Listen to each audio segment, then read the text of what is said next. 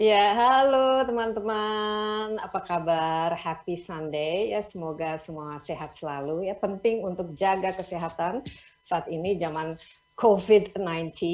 Dan nama saya Desi Anwar. Selamat datang pada diskusi kita kali ini berjudul Apa Makna Sastra Indonesia.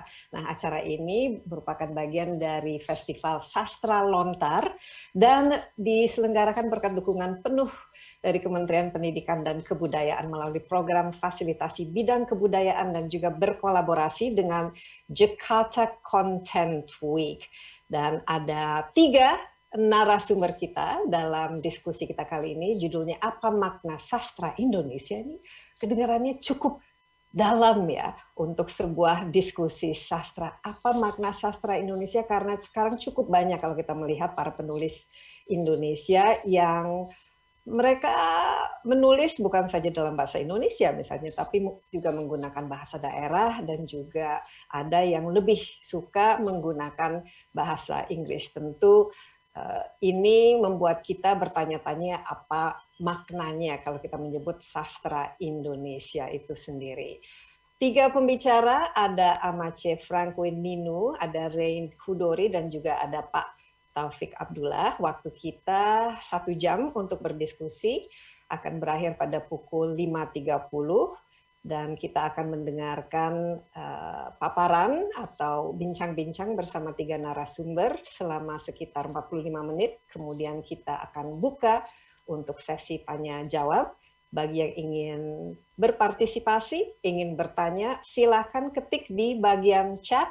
Nanti kalau cukup waktunya, kita coba untuk menanyakannya dan mudah-mudahan bisa dijawab satu persatu.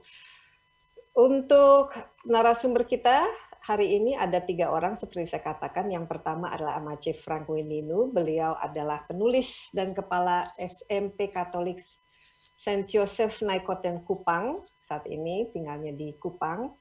Dan bersama sejumlah temannya, Amace mendirikan dan mengelola komunitas sastra dusun Floba Mora.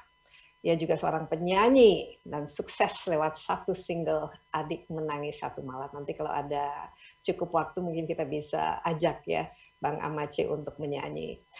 Pembicara kedua adalah Rain Hudori, penulis peraih sejumlah penghargaan, juga pembuat film dan pendiri Moment Studio.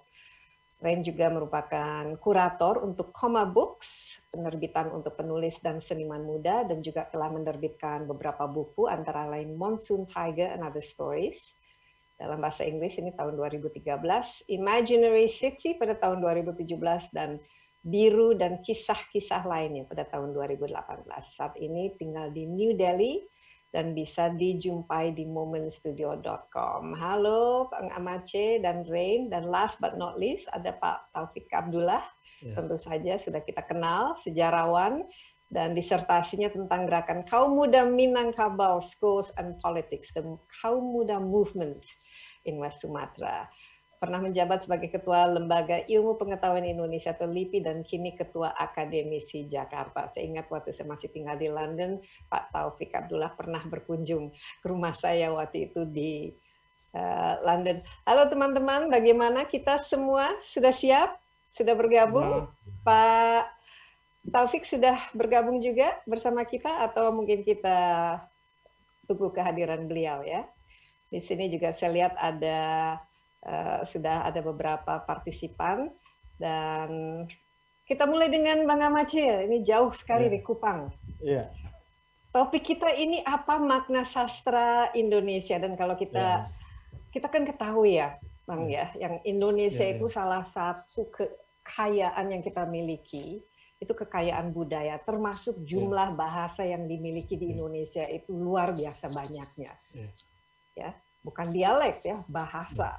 Dan ini yang membuat negara kita bersatu itu adalah karena kita menciptakan common language yang namanya bahasa Indonesia. Kita ingat ada Sumpah Pemuda sebelum kita memiliki negara yang namanya Indonesia, dan sebelumnya kita punya sastra yang disebut sastra Melayu, ya. Tapi bagi Anda seorang penulis yang dari Kupang dan juga cukup comfortable untuk menulis dalam bahasa daerah. Kira-kira kalau kita bicara mengenai yang kita sebut sastra Indonesia, apa yang tampil di kepala Bang Amace? Ya. Baik, terima kasih Mbak Desi Anwar dan teman-teman.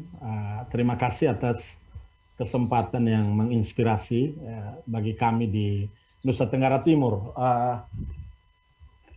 Bagi kami, bicara sastra Indonesia itu adalah bicara tentang Indonesia itu sendiri, tentang identitas dan martabat Indonesia, ya.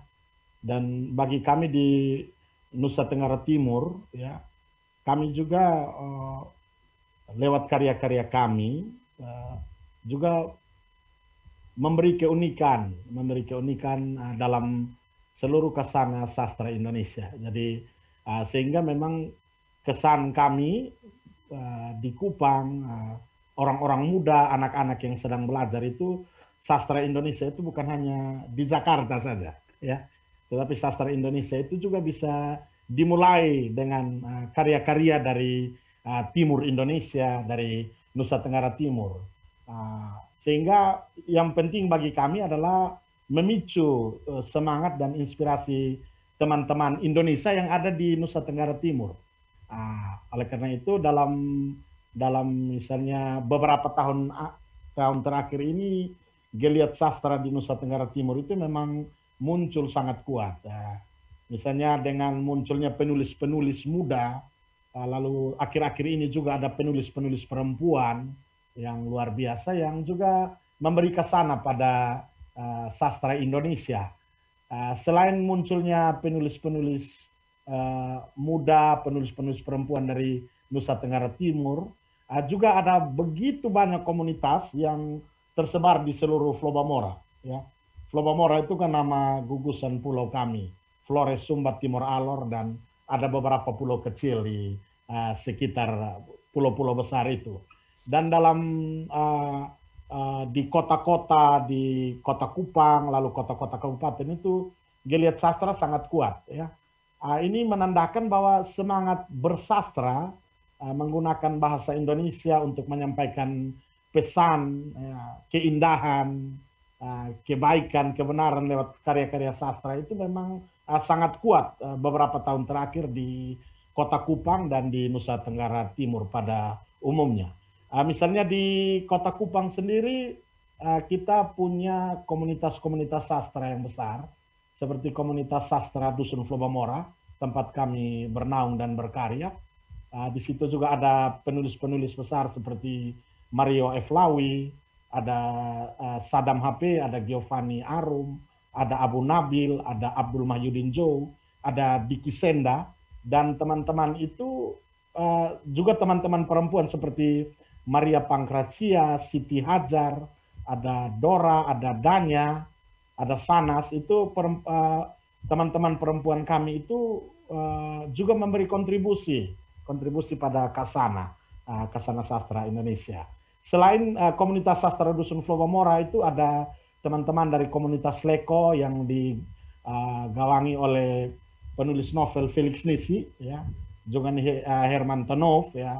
Mereka itu berkarya bahkan di bagian pedalaman timur sampai di Keva, Belu, Malaka yang berbatasan dengan Timor Leste, dan itu sangat penting untuk menegaskan sebenarnya bukan hanya bagaimana bersastra dalam bahasa Indonesia, tetapi juga bagaimana itu mempersatukan Indonesia lewat karya-karya sastra.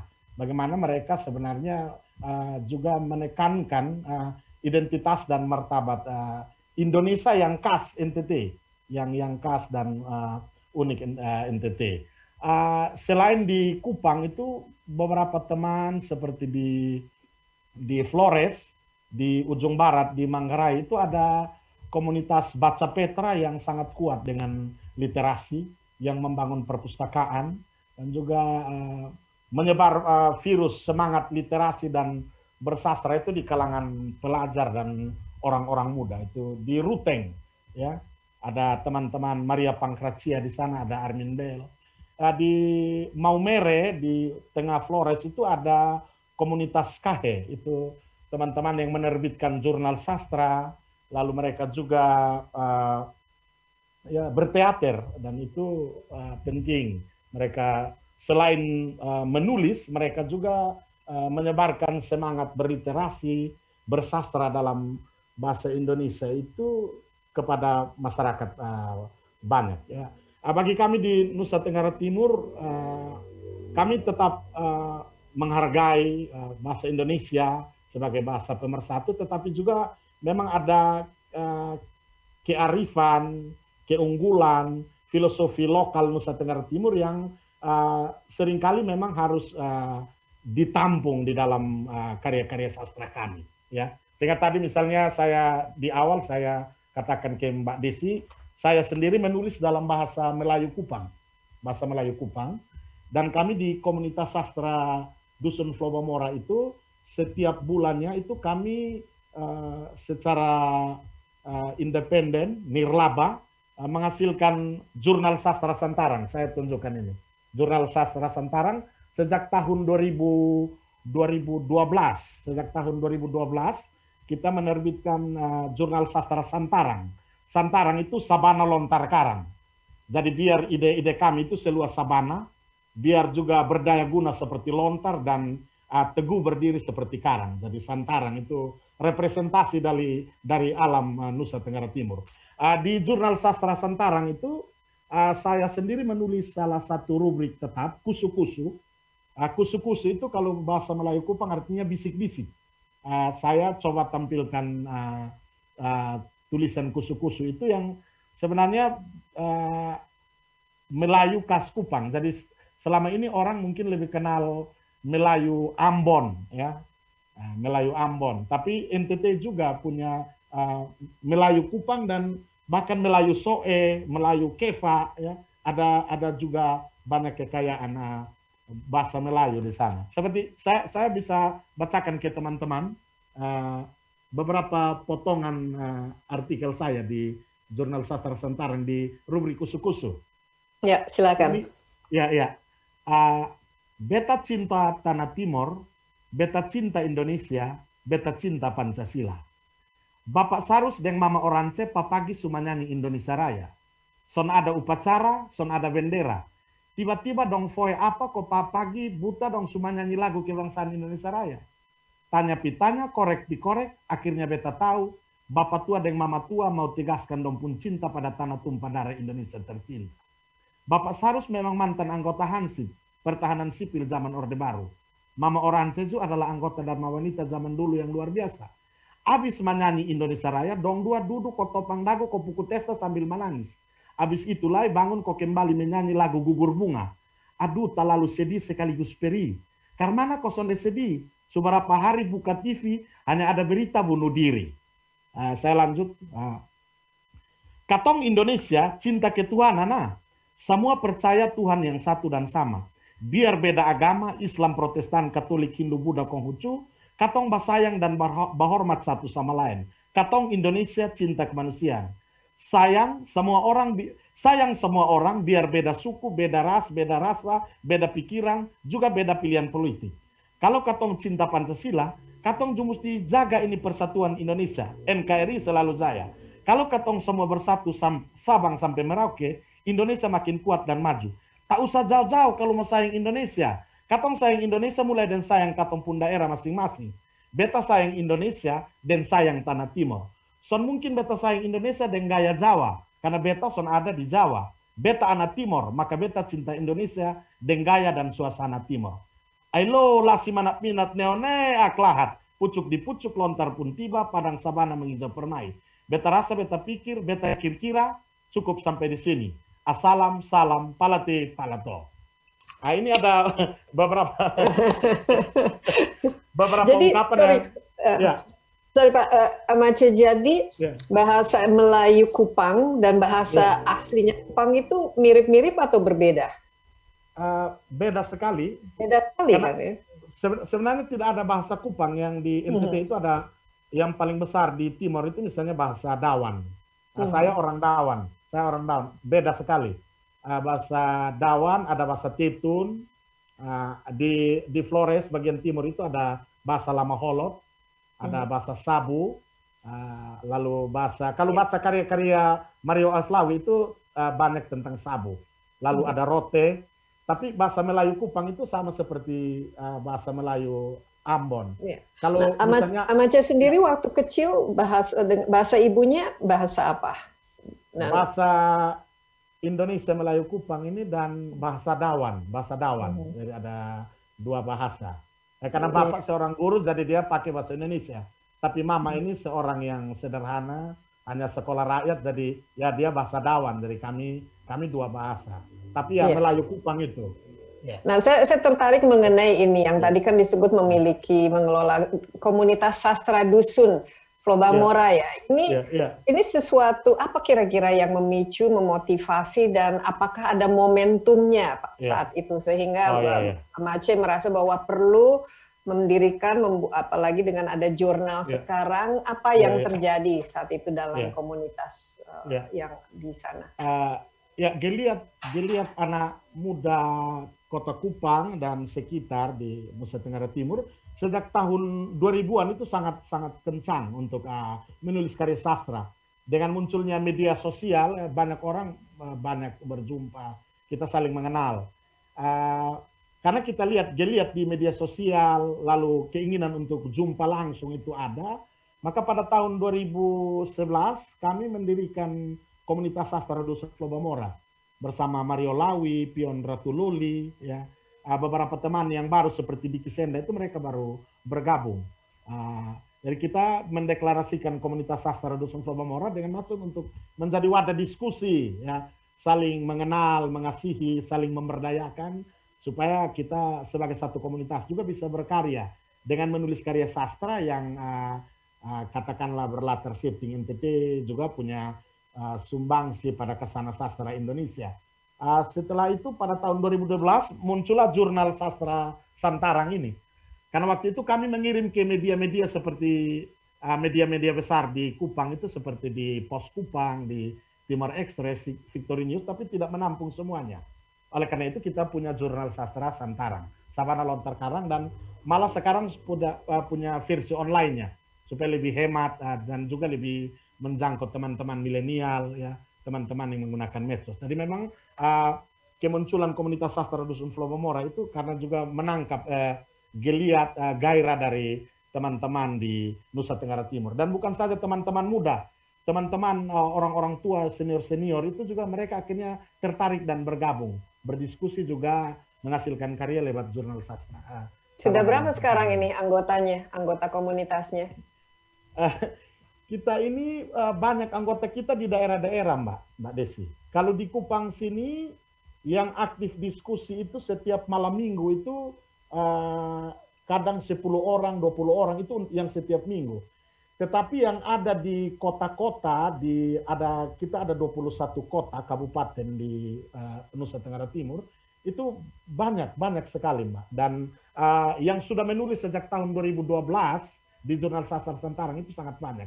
Kami bahkan juga menerima teman-teman di luar komunitas sastra dusun Flobamora yang menulis di jurnal sastra Santarang. Jadi kita sudah punya anggota yang sangat banyak di berbagai tempat di Nusa Tenggara Timur. Bahkan ada yang masih lanjut kuliah di Jakarta, di luar negeri, kita masih berkoneksi dengan mereka. Begitu, Mbak. Iya, senang sekali karena biasanya kalau anak muda, apalagi milenial, apalagi yang lahirnya setelah tahun 2000-an, mereka kan lebih suka medianya media digital, dan kalau menulis pendek-pendek seperti untuk update status. Dan mereka mungkin nggak sabar ya kalau harus membaca yang panjang-panjang. Terakhir sebelum saya ke pembicara berikutnya, Bang kan juga seorang guru ya. Kira-kira bagaimana pelajaran terhadap murid-murid SMP-nya khususnya ketika mengajarkan sastra Indonesia, itu apa persisnya? Apa saja yang diajarkan dan bagaimana metode pengajarannya itu sendiri? Saya guru dan kepala sekolah. Saya memang bukan guru bahasa Indonesia, saya guru agama karena saya pastor. Tapi dipercayakan memimpin sebagai kepala sekolah. Tapi saya memperhatikan pelajaran bahasa Indonesia kita itu sangat konvensional. Jadi misalnya di porsi sastra di pelajaran bahasa Indonesia itu sangat kecil. Yang berikut sastrawan-sastrawan yang diperkenalkan, yang didalami karyanya di pelajaran bahasa dan sastra Indonesia itu ya dari dulu yang itu saja ya. Padahal kita sebenarnya memiliki kesana yang sangat kaya ya dalam sastra Indonesia. Jadi menurut saya masih konvensional, perlu dikembangkan lagi. Misalnya porsi sastra dalam bahasa Indonesia itu harus lebih banyak juga untuk memperkenalkan karya-karya ke pelajar-pelajar kita ya. Iya, baik Bang Amace, terima kasih. Ya, terima kasih. Banyak terima kasih bagi ya, terima kasih. nanti, Ya, kalau ada yang ingin bertanya, nanti silakan ya. ketik di chat, kita akan luangkan waktu supaya Bang Amace juga bisa menjawab. Rain, so from your perspective, young millennial international, I see that your books, you wrote them in English. Mungkin dari perspektif Rain sendiri sebagai seorang anak muda dan juga pecinta sastra, penulis, dan saya lihat itu sangat international ya. Memang kalau sekarang kan dengan dunia medsos, everything internet, everything go global, itu yang namanya sekat-sekat antara budaya ini dan budaya itu semakin menipis, apalagi bahasa dunia, bahasa teknologi itu, dan anak-anak muda juga sekarang they're very comfortable using English. Saya lihat juga semakin banyak penulis-penulis Indonesia yang menulis dalam bahasa Inggris. Your perspektif, apa makna sastra Indonesia? Mungkin saya belum punya cukup pengalaman untuk bilang sastra Indonesia itu apa. I think I would need a few more or hundreds of more years to know what the meaning of sastra Indonesia is. Tapi never too early or never too late to have an opinion. Tapi untuk saya sastra Indonesia itu adalah fondasi dari segala karya saya, whether it's tulisan-tulisan saya sendiri atau tulisan-tulisan yang saya kurasi untuk Comma Books. Di Comma Books sendiri, walaupun saya tidak menulis dalam bahasa Indonesia, saya selalu mencari tulisan-tulisan dalam bahasa Indonesia dan bahasa Inggris. Sebetulnya pribadi dari saya sih, saya ingin sekali melihat ada lebih banyak bahasa-bahasa daerah di penerbitan yang besar. Saya tahu saya bekerja untuk penerbitan yang besar juga, tapi saya pikir mungkin sudah waktunya ada ruang untuk bahasa-bahasa lain. Walaupun saya mungkin banyak yang melihat saya urban dan saya dari Jakarta, saya juga hidup sebagai nomaden, saya jarang sekali di Indonesia. Kalau ada yang mempertanyakan identitas saya akan selalu bilang bahwa saya adalah perempuan Minang. Dan keminangan saya adalah suatu identitas yang sangat penting karena saya percaya dengan gaya hidup kami yang merantau, dengan kekuatan perempuan, dan saya merasa bahwa tujuan hidup orang-orang Minang atau mungkin saya dan keluarga saya adalah untuk pergi jauh dan untuk mengeksplorasi dunia with any means necessary untuk mencari bahasa-bahasa lain and membiarkan itu mengajari kami. Maksudnya saya juga bahasa Minang saya kurang bagus, tapi saya beruntung untuk bisa berbagai bahasa seperti Prancis, Jerman, dan Hindi. Dan saya rasa mengetahui banyak bahasa, bermacam bahasa yang di Indonesia atau yang di luar itu, itu memberi identitas yang baru untuk saya. Karena ketika saya berbahasa Indonesia dan saya berbahasa Inggris, lalu saya berbahasa Hindi, saya merasa saya orang yang sangat berbeda dalam bahasa-bahasa ini. Jadi banyak sekali yang nanya kayak, oh apakah kamu berbahasa Inggris untuk go international? Ya enggak, karena saya emang dari kecil belajar bahasa Inggris dulu, baru Indonesia, dan mungkin karena itu saya jadi lebih nyaman dengan berbahasa Inggris, tapi saya tidak merasa itu bahasa yang lebih penting dari bahasa Indonesia gitu. Jadi kalau misalnya menulis, biasanya kan writing is a very personal activity ya. Tadi Rain mengatakan lebih nyaman menulis dalam bahasa Inggris, ya wajar saja kalau misalnya bahasa pertamanya itu bahasa Inggris. Tapi ketika menulis dalam bahasa Indonesia misalnya, apa kira-kira yang terjadi dalam kepala si sastrawan? Karena untuk mengekspresikan diri dalam bahasa Inggris, itu kan jauh sekali ya, berbeda misalnya dengan mengekspresikan diri dengan bahasa Indonesia. Demikian pula kalau misalnya kita juga bisa berbahasa, taruhlah Perancis atau Jerman. Ada hal-hal yang memang mungkin lebih mudah dan lebih ekspresif disampaikan dalam satu bahasa, sementara di bahasa lain itu agak sedikit berbeda. Kira-kira bagaimana, Rain, proses kreatif yang lahir ketika menggunakan bahasa yang berbeda?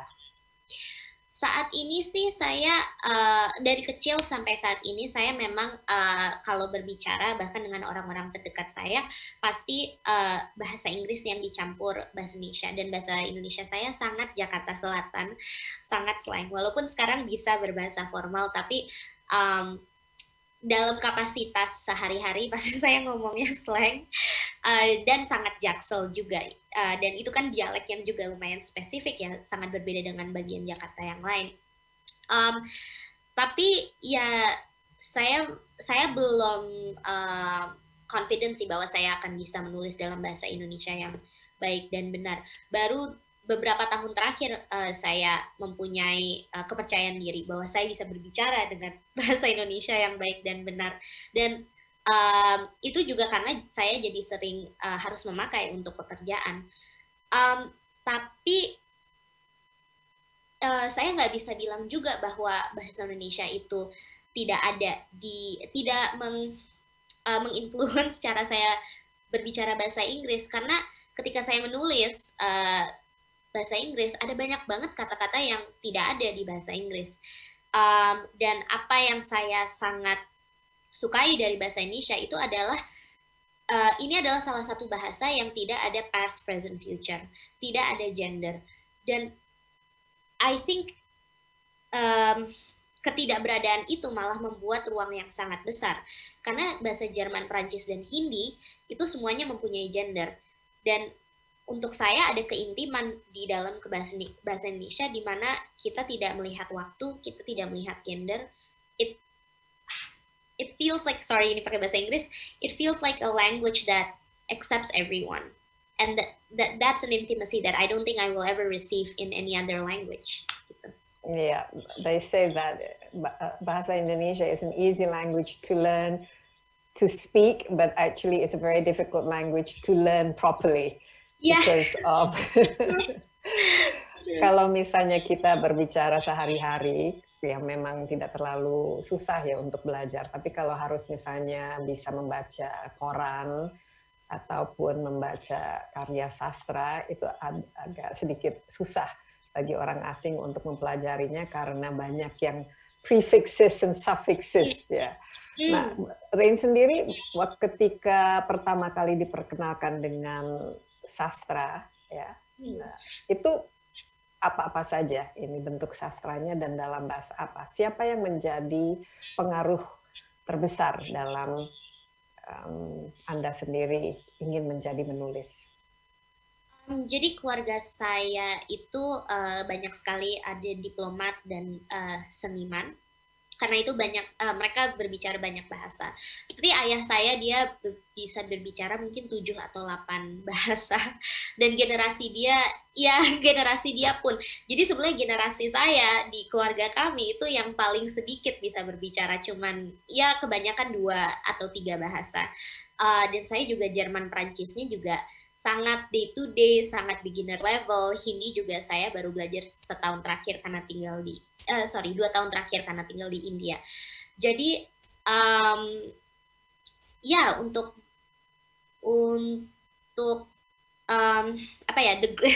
my growth in learning languages, especially Indonesian, itu karena influence keluarga saya yang mereka selalu mementingkan mengerti banyak bahasa, karena bahasa kan memang identitas. Gitu. Ya, novel-novel apa saja yang sudah pernah dipelajari yang dalam bahasa Indonesia? Novel-novel apa saja? Yang buku-buku. Kalau saya ingat itu waktu zaman masih suka, waktu kecil misalnya Siti Nurbaya. salah asuhan, dan karya-karya pujangga baru. Ini semua yang mau tidak mau juga harus kita pelajari ya kalau kita betul-betul bisa memahami apa yang namanya sastra Indonesia. Itu juga sempat dipelajari.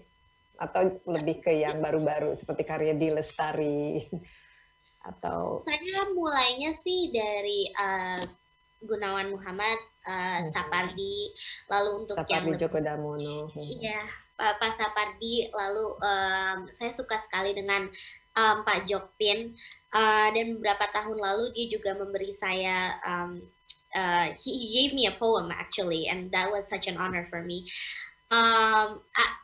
Untuk sastra Indonesia saya sangat suka puisi sih. Walaupun ya puisi itu sangat kompleks, tapi itu adalah buku-buku yang mungkin karena tidak begitu tebal, saya bisa gampang sekali bawa ketika saya keliling dunia, karena Minang merantau nomaden kan. Jadi saya selalu membawa buku fisik kemanapun saya pergi, walaupun sekarang sudah ada zaman e-books dan sebagainya, dan saya selalu membawa pasti buku puisi dari Indonesia, karena ketika saya merasa kangen dengan Indonesia, apalagi dengan masa pandemi sekarang, saya ingin bisa balik hanya dengan membaca itu, dan it's become one of the fixed points in my life, Indonesian poetry. Okay, great. Dan last but not least nih Pak Taufik. Halo Pak Taufik.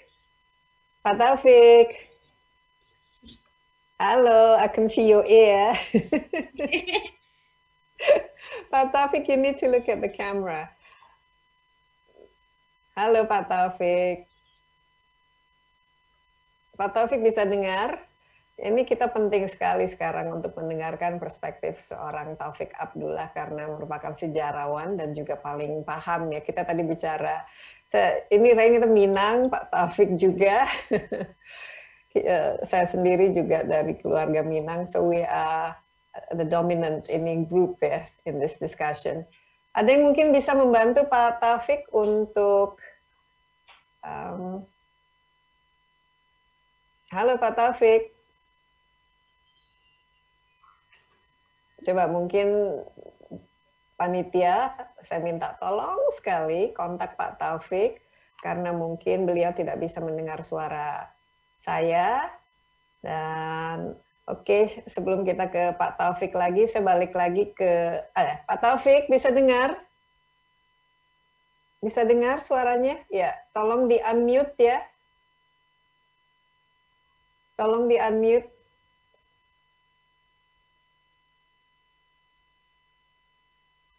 Oke, ini mungkin salah satu dari tantangan dari kalau saya memandu acara lewat Zoom, itu teknologi memang menyatukan, tapi kadang-kadang membuat kita cukup ini juga ya tertantang, karena kalau tidak jalan atau tidak digunakan dengan baik, ini bisa sangat mengganggu jalannya diskusi. Sebelum ke Pak Taufik lagi, mungkin nanti ada yang bisa bantu untuk memanggil Pak Taufik lagi.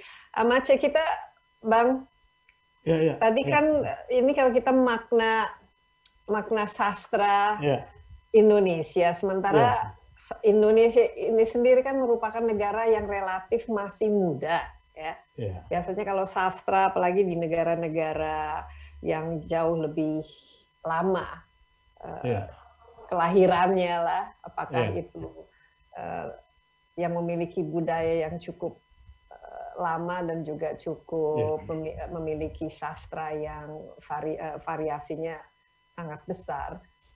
Ini kalau sebelum, pernahkah menjajaki misalnya sastra sebelum Indonesia merdeka yang dilahirkan khususnya di daerah, Bang Amace? Jadi apakah ada arsipnya atau apakah ada sejarahnya yang mungkin bisa dijadikan bagian dari evolusi sastra khususnya di NTT? Ya, baik. Mungkin yang paling kuat di NTT itu adalah tradisi-tradisi lisan yang ungkapan sastranya sangat dalam. Seperti kami sendiri di wilayah timur, bahasa Dawan khususnya itu ada tutur-tutur adat yang sangat kuat kandungan sastranya. Seperti ada tutur adat yang namanya Natoni. Natoni di bagian wilayah saya, Timur Tengah Selatan, agak ke tengah Kupang sedikit. Itu Natoni itu sastranya sangat dalam. Pak Taufik, ya Pak, bisa dengar suara.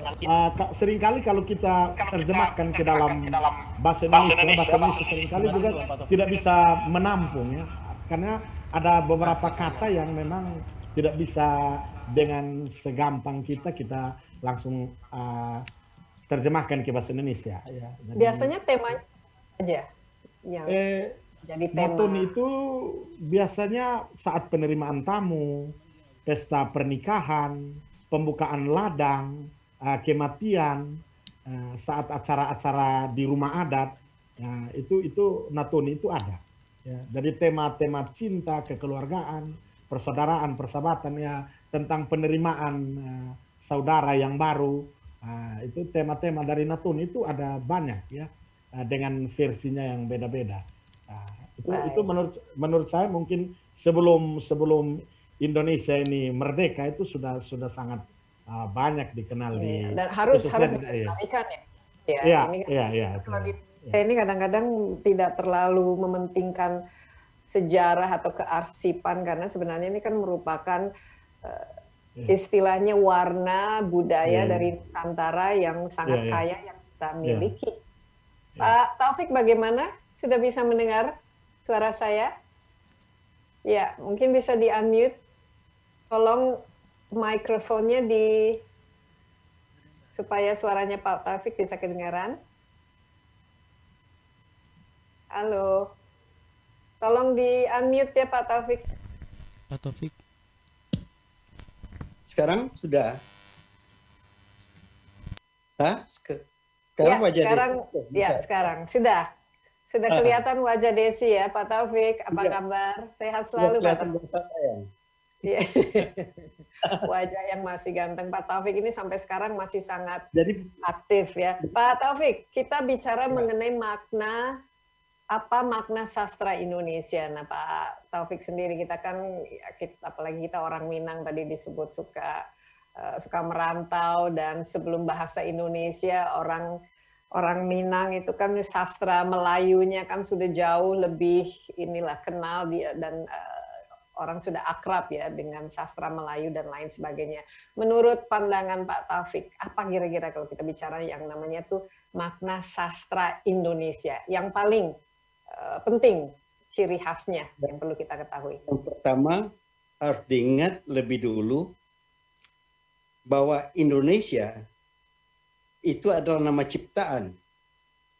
Jadi bukan kita tidak dilahirkan Indonesia, kita yang bikin. Ini kami orang Indonesia, itu perlu diingat. Sudah terang penduduk Indonesia itu terdiri 400 atau 500 suku bangsa, dan terbesar mungkin Jawa, tapi terbagi. Nah, jadi Indonesia itu negara yang diciptakan. Nah, secara simbolik dikatakan bahwa Indonesia itu dilahirkan pada tanggal 28 Oktober 1928. Nah, bahasa Indonesia juga pada waktu itu lahir. Karena itulah kita pakai sumpah yang disebut Sumpah Pemuda itu. Jadi Indonesia ini dilahirkan dengan landas simbolik, tidak landasan gitu saya kita. Ya lain halnya kalau orang Jawa, orang Minang, itu sudah. Tapi Indonesia sesuatu bangsa yang dilahirkan dengan satu komitmen. We belong to one nation, Indonesia. Kita bicara satu bahasa Indonesia, tanah air. Our country, Indonesia. Itu karena itulah landasan. Kalau secara simbolik, sejarah Indonesia dimulai dengan Sumpah Pemuda, secara simbolik ya. Karena itu yang mulai bangsa Indonesia tercipta itu secara simbolik. Ya, kalau asal usul itu soal lain lagi. Ya. Jadi kalau kita bicara sekarang sastra Indonesia itu sendiri, apakah kita harus membatasi diri hanya berbicara pada kurun waktu setelah Indonesia merdeka atau sebelumnya? Ya, kita sudah bisa melihat asal-usulnya. Sejak kapan sastra yang memakai bahasa Indonesia itu sudah dipakai? Jadi tidak salah orang bicara tentang Siti Nurbaya, karena Siti Nurbaya sudah dilahirkan sebelum Sumpah Pemuda. Tidak salah kalau orang bicara tentang Salah Asuhan, itu dua yang tertua dan terbagus. Ya. Ya, padahal sebelum itu sudah banyak juga tulisan-tulisan dalam bahasa Indonesia, tapi tidak dianggap belum sebut bahasa Melayu, masih bahasa Melayu. Dan jangan lupa, setelah bahasa Indonesia diciptakan, diresmikan sebagai bahasa, jadi perubahan, modernisasi dari bahasa Indonesia juga terjadi. Karena itu secara sastra, sebelum dan sesudah Sumpah Pemuda lain. Cuma itu jadi Siti Nurbaya dan Salah Asuhan boleh katakan peralihan. Ya, apalagi di Siti Nurbaya yang orang lupa, itu juga masalah kebangsawanan di suatu kota. Itu Siti Nurbaya itu kan cerita bagaimana orang-orang dari Minang Pedalaman ingin mengadakan demokratisasi dari Padang yang telah orang Minang tetapi sudah memakai sistem kebangsawanan. Jadi reminangkaboisasi itu sebenarnya Siti Nurbaya. Nah, reminangkaboisasi menjadi bahasa Indonesia. Itu kan sistem kebangsawanan di Kota Padang itu kan pengaruh Aceh. Nah, jadi Siti Nurbaya itu orang lupa. Jadi saya yang perkenalkan karena diperkenalkan. Nah, jadi jangan lupa. Jadi sastra Indonesia juga sejalan dengan kecenderungan demokratisasi, kecenderungan persatuan, kesatuan kita belong to one nation. Ya. Pak Taufik, kalau saya boleh tanya, ini kan sebelum istilahnya sastra Indonesia, kita tadi sastra Melayu, disebut Siti Nurbaya, atau mungkin karya-karya Amir Hamzah, dan juga yang sebelum inilah, sebelum kita merdeka. Tapi kan Indonesia ini tadi disebut terdiri dari begitu banyak suku, banyak bahasa, dan termasuk bahasa daerah. Ada teman kita di sini, Amace dari NTT. Kalau kita bicara sastra Indonesia tapi dalam bahasa daerah, bukan dalam bahasa Indonesia, itu seharusnya merupakan bagian dari sastra Indonesia juga dong, kalau kita melihatnya dari sebuah negara persatuan yang memang sangat majemuk. Ya, bedakan sastra Indonesia dengan sastra di Indonesia. Itu beda. Kalau sastra Indonesia harus berbahasa Indonesia, tidak bisa bahasa lain. Nah, kalau sastra Jawa itu sastra Jawa, ditulis oleh orang Indonesia yang di Indonesia Jawa. Jadi karena itu, kemudian kan mulai sebagai yang pelopor mungkin orang Minang, kemudian banyak tampil ada Pramodyananta, ada segala macam. Jadi bersama-sama membina bahasa Indonesia. Jadi bahasa daerah tetap ada, tidak dimatikan bahasa daerah. Walaupun ada orang menulis tentang pakai bahasa daerah, itu dikatakan itu sastra Jawa ditulis oleh orang Jawa yang berbangsa Indonesia. Jadi kita kan sampai sekarang masih punya double identity. Keetnisitas masih ada, keindonesiaan sudah tambah kuat. Jadi biasa itu. Banyak. Jadi kalau jadi dalam perspektif Pak Taufik, sastra Indonesia itu memang harus dalam bahasa Indonesia. Tapi misalnya sekarang banyak anak-anak muda ya yang lebih aman, misalnya lebih nyaman menulis dalam bahasa Inggris, tapi orang Indonesia. Sunda yang ditulis oleh orang Indonesia, boleh saja. Ya. Kalau misalnya sastra Indonesia tapi ditulis dalam bahasa Inggris, itu termasuk sastra Indonesia atau tidak? Sastra ditulis oleh orang Indonesia, itu saja. Sastra Indonesia harus bahasa Indonesia. Gak bisa sastra Indonesia tulis dalam bahasa Inggris. Itu written. Saya juga banyak nulis dalam bahasa Inggris, tapi itu yang nulis saya, orang Minang, orang Indonesia. Walaupun saya menulis dalam bahasa Inggris. Itu bahasa. Yeah, that's a very interesting perspective. Yeah, bahasa Indonesia. Bahwa bahasa Indonesia banyak dipengaruhi oleh orang asing, bahasa asing, ya kita sudah bagian dari anggota masyarakat internasional. Tapi juga Tapi kalau misalnya bahasa, apakah harus ditulis dalam bahasa Indonesia baku yang baik dan benar, atau misalnya tadi seperti teman kita Bang Amace di NTT, misalnya ditulis dalam bahasa Melayu NTT Kupang atau bahasa yang digunakan dengan dialek setempat yang memang ada berbasis Melayu, itu termasuk sastra Indonesia atau? Sebagai contoh saja, berapa banyak tulisan-tulisan ditulis dengan bahasa Betawi. Sidul anak Betawi itu cerita tentang sidul bahasa Indonesia, tapi pembicaraan Betawi. Itu jangankan daerah Betawi itu kan siapapun orang Indonesia akan mudah mengerti bahasa Betawi. Tapi itu bahasa Betawi, walaupun memakai kata-kata banyak sama, cuma cara mengucapkannya. Orang-orang Indonesia mengatakan di sana, orang Betawi mungkin mengatakan di sono. Ya, bahasa Betawi bahasa Indonesia kan dekat sekali hubungannya. Seperti juga bahasa Minang agak lebih jauh daripada bahasa Indonesia ini menjadi bahasa Indonesia karena banyak kaitan-kaitan dengan bahasa daerah, itu jelas. Karena itu bisa disetujui oleh semua suku bangsa menerima. Ya, karena lingua franca kita kan memang bahasa Melayu kan dulu. Nah, itulah bahasa yang akhirnya kita adopsi. Bahasa Indonesia sendiri kan berevolusi. Kalau kita baca misalnya tulisan yang ditulis pada tahun 20-an, 30-an, 40 tahun, bahkan hanya 30 tahun yang lalu dengan sekarang kan banyak sekali kata-kata yang baru, yang berbeda. Ini terus-menerus berkembang. Ini bagaimana? Bagaimana jadi Pak? Jangan lupa, bahasa Indonesia dilahirkan ketika kita juga sudah mempunyai kesadaran kebangsaan. Jadi kalau mau melahirkan kebangsaan Indonesia ya tahun 28 itu kesadaran bangsa bahwa kita we belong to one nation.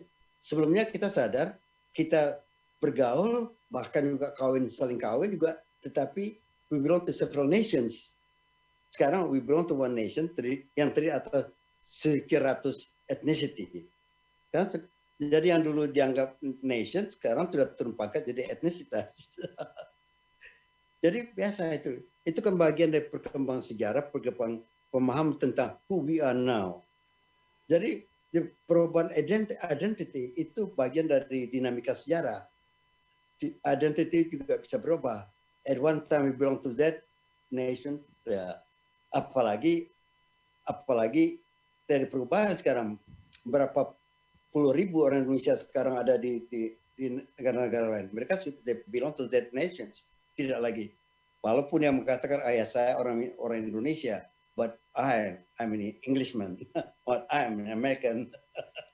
Ini dan kalau misalnya sekarang lebih banyak, apalagi anak-anak muda yang mungkin they feel more at home speaking in English, ya kita sebut tadi teman kita Rain yang mungkin lebih terbiasa di lingkungan non bahasa Indonesia, tapi apakah ini bisa kita lihat sebagai ya salah satu ekspresi dari sastra Indonesia adalah dengan penulis-penulis yang sekarang jauh lebih internasional misalnya, atau lebih itu ekspresi dari kematangan kultural orang Indonesia, tidak bahasa lain lagi.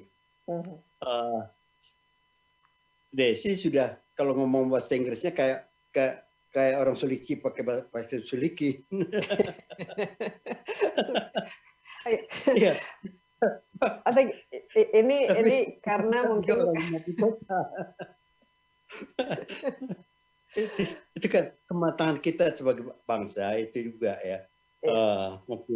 Mempunyai kemampuan untuk mengerti bahasa lain dan berbicara bahasa lain, bahkan menulis dalam bahasa lain, bahkan berdebat dengan bahasa lain. Oke, sekarang gini Pak Taufik, kita kan sekarang mengajarkan yang namanya sastra Indonesia di sekolah. Idealnya dari bangku SMP itu sudah membaca dan harus ya membaca karya-karya sastra Indonesia.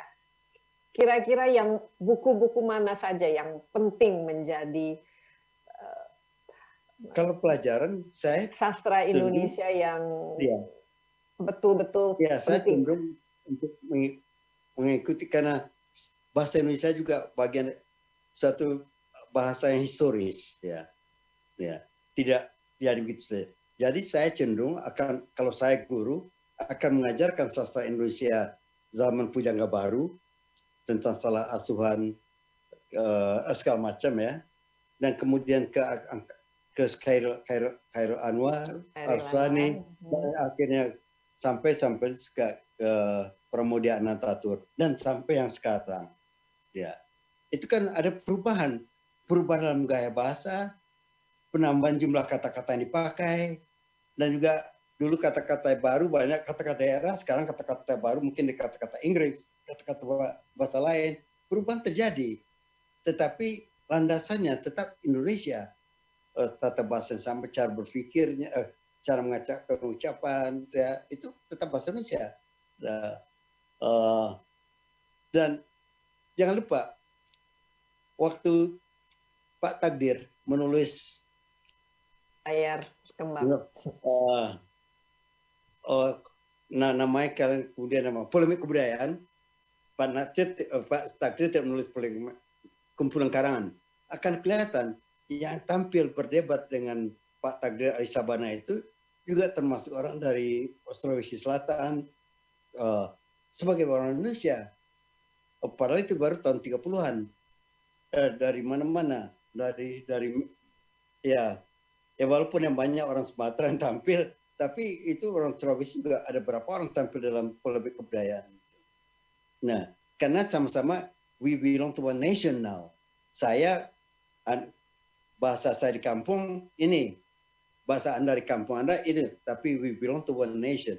Nah, kita berdebat sebagai one language, modern language for Indonesia. Iya. Kalau dulu kan ada itu polemik kebudayaan Mani Kebu ya, ada Mani Mani Kebu satu pihak, kemudian Lekra ya, jadi ada yang berkaitan dengan politiknya. Ini mungkin dalam konteks budaya sebagai bagian dari sejarah ya, Pak Taufik ya. Bahasanya mereka no problem. Cuma pemakaian kata-kata lebih banyak tentang ini kata-kata yang kesenangannya memakai. Sedangkan orang Muslimi ini kata-kata yang lebih senang dipakai. Baik, kita tinggal sekitar 10 menit lagi, dan karena belum ada pertanyaan di chat, mungkin saya undang Bang Amace ataupun Rain kalau ingin bertanya kepada sejarawan kita nih, mumpung ada Pak Taufik di sini, saya rasa kita bisa banyak sekali belajar dari beliau sebagai suhu kita sore ini. Silakan, siapa yang ingin bertanya? Mungkin saya. Ya, silakan Bang. Bapak Taufik, selamat sore, selamat berjumpa.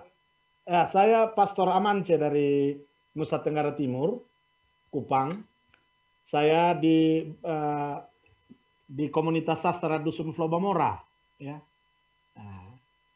Di Nusa Tenggara Timur itu memang kami memang kaya, selain kaya bahasa, kaya budaya, karena kita banyak pulau di Nusa Tenggara Timur. Seringkali memang karya-karya sastra kami itu memang dipengaruhi oleh konteks budaya kami, sejarah di sini, bahasa kami. Jadi kadangkala kami menulis juga menggunakan bahasa Indonesia, tapi juga mesti untuk mengungkap sesuatu yang lokal itu kami harus menggunakan bahasa kami. Begitu. Jadi memang seperti saya sendiri menulis di jurnal sastra Santarang, Sabana Lontar Karang, dari komunitas sastra Dusun Flobamora, saya menulis satu rubrik setiap bulan namanya kusu-kusu. Kusu-kusu itu kalau kami di bahasa Melayu Kupang itu namanya bisik-bisik. Rubrik kusu-kusu itu saya menulis itu sebenarnya Melayu Kupang.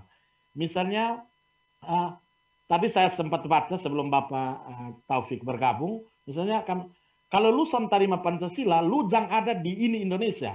Angkat kaki bahkan piko bawah dengan lupu nenek moyang dong kopi kubur. Keluar dari ini Indonesia.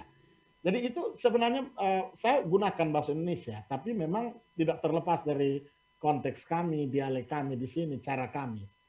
Apakah itu juga menurut Bapak Taufik sastra Indonesia atau memberi kontribusi bagi sastra Indonesia? Karena tadi ada...